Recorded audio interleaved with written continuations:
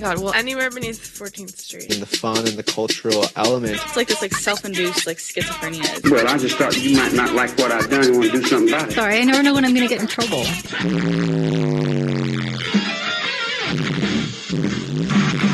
This is WVFP.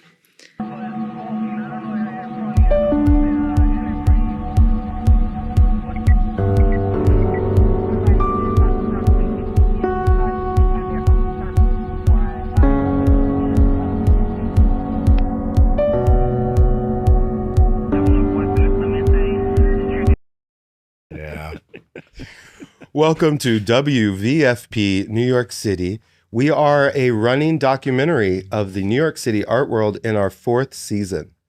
Please check out our Patreon at www.patreon.com/WVFP.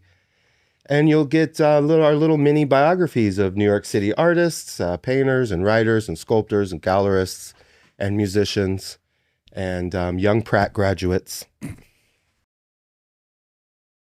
A great conversation is like really protean, you know, it like changes you. They really thought I was doing this meta practice of sincerity.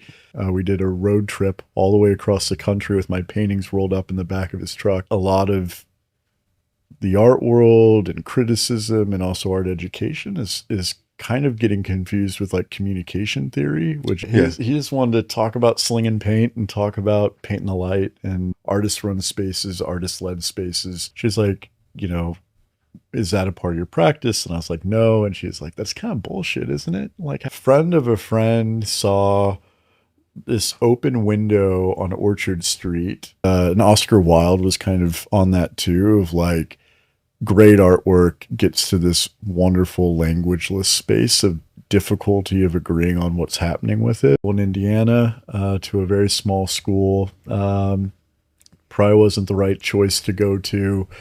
But I worked with this one professor who, I don't know why, saw some drawings from me and was like, you should be a painter. And he's like, I bet you're a painter. And we would go out in northern Indiana and paint the crick, a la Prima style, every Saturday morning. Nice. Just paint the nothing. It's just flat, you know, so you just paint the sunset. And I got obsessed with it. I just made like 200 paintings a year, like just painting cornfields and bean fields. And so you threw yourself into it before you got to RISD. You kind of knew. Totally. And I remember, you know, he's showing me how to like handle light and handle paint. And I was like, what's going on with painting now? And he was like, oh, it's just weird now. It's like, it's all weird. He's like, after John Singer Sargent, it got weird. There's like a guy named Andy Warhol, and he's just weird. And I was like, all right, well, I should probably get some answers on what that actually means, you know? Yeah. So, then I was like, okay, I know. Not that he wasn't like not wrong. You know? Yeah, right. But that was his limit on what he wanted to teach me and talk about. Yeah. And then get through the color study. Exactly. He just wanted to talk about slinging paint and talk about paint in the light, and it was really great. And then someone steered me and was like, if you want to keep learning at this, apply to these schools, and RISD was one of them.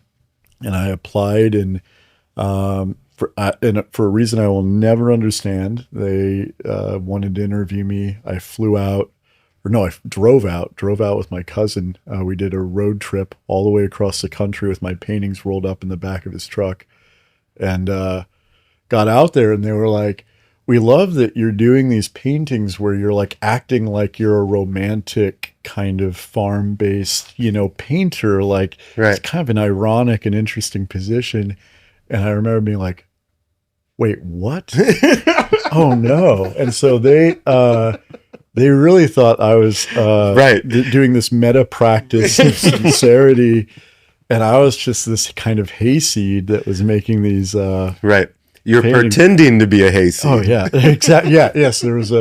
I was doing a Warholian hayseed, which I didn't know the term of, and it just ended up working out. And then I had a lot of catching up to do because there were a lot of interesting artists after John Singer Sargent and Warhol. That's true.